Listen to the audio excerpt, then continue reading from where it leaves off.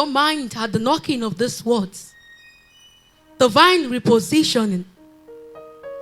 A supernatural shift. A sudden miraculous transitioning from the wilderness to a place of comfort. From your dry land to a state of flourishing that leaves you in hell and bewilderment. You see, divine repositioning doesn't necessarily have to come in this picture. A lottery ticket one that comes with a trip to Sydney in a Ferrari with entourage and lots of monetary rewards. Followed by words like, haha, I don't hammer, I don't make them.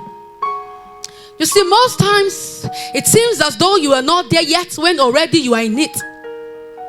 Though oblivious to you, God is already repositioning you. Until that aha moment comes and it hits you, and then it dawns on you that you have been repositioned. If you'd ask Joseph what was in his mind the moment he arrived at Egypt, what he saw, he's going to tell you he saw the land of slavery. You may want to ask him, is that all you saw? He'd tell you he saw deformation, family hatred, and prison walls. And I can tell you for sure those moments were not fascinating. Ask Mordecai, ask Esther, and they'll tell you they saw land of captivity. And that if they were to be labeled, the best tag at that moment would be far away from home. But you see that feeling that comes, that feeling that came with being chosen as the perfect damsel to appear before the king in the midst of 1,000 others in the land that is supposed to be the place of exile. That feeling, that was the point of realization. You see, God never stopped working on your case. It was you, it took so long.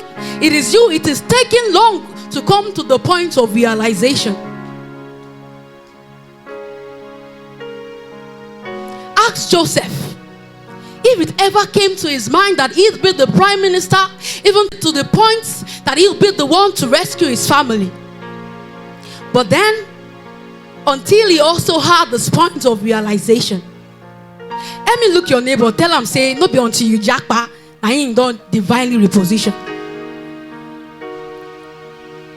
If they shy to talk and back, ask Naomi.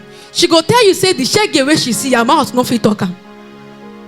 One thing common to those people, Joseph, Mordecai, Esther, was that they never forget their God. You be the thing, say this one they negotiable. No forget, say river we forget in source, now to dry remain for harm. Ask Naomi, say she go tell you, say the shege where she see. Now until she jack back to God, now in the shege clear come out for her eyes. Nítorí pé odò tó bá gbàgbé orísun ẹ̀ ó di dandan kó gbẹ. So now, ladies and gents, loose, untie, adjust all that needs to be adjusted, such that as the word comes from the God that divinely repositions, nothing hinders, nothing distracts you from receiving. Should I burst your bubble? The liberation of 1,000 others is dependent on how quick you are waking to the realization. Just as that of the Jews was dependent on Esther's realization, and Joseph's family on Joseph, and roots embedded in the realization of Naomi.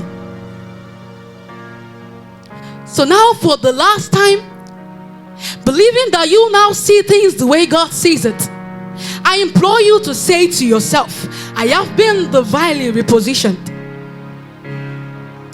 Namaste.